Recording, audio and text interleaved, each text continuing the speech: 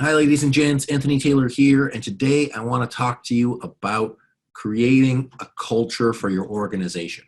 Now, you've probably heard about creating a company culture in tech companies and different organizations around the world. Culture is the thing that drives performance. You might have heard in a lot of strategy books, they say culture eats strategy for breakfast.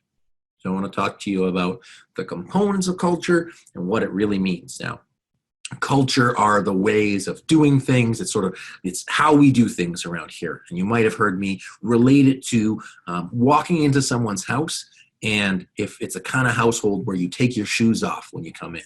If you go to someone's house and it's one of those take your shoes off households and you keep your shoes on, it would be weird. It would be in opposition with the culture. And then somebody would probably say something. So often when you hear culture, it's tied to company values. A couple different descriptors of the expectations of people and how they be and act in an organization. So first step, if you want to create a company culture, is to identify and clearly identify company values and what it looks like to live those values. But I want to frame culture slightly differently for you to think about as you're growing in your organization.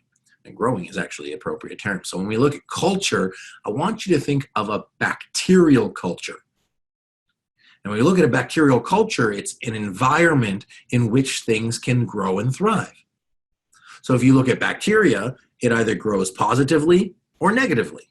You're creating an environment for your people to thrive, or you're creating an environment that is not going to allow them to thrive. So when we look at developing an organizational culture, all you're really doing is creating an environment, whether that's through your actions, whether that's through the physical location, whether that's through your leadership and way of acting, is you're creating an environment for your people to be successful and to grow. And as soon as you introduce something into that environment that's negative, it's going to stop the growth and then creating negative impacts within your organization. So, we've talked a lot about creating values, talked a lot about, creating a physical environment. But what I'm going to leave you with today is really look at what kind of environment are you creating on a day-to-day basis with your actions, with your communication, with your location, physical space. Is it creating a space for your people to thrive, or is it not?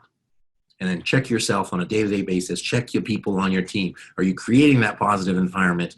And what can you do to create a greater physical environment or just greater environment where your people can thrive? So I'd love to hear from you what you've done for your people. Please give us a comment in the box below. I want to hear what some of the things you've done or what you're doing right now to make sure that you're creating an environment where people can grow and thrive in your organization.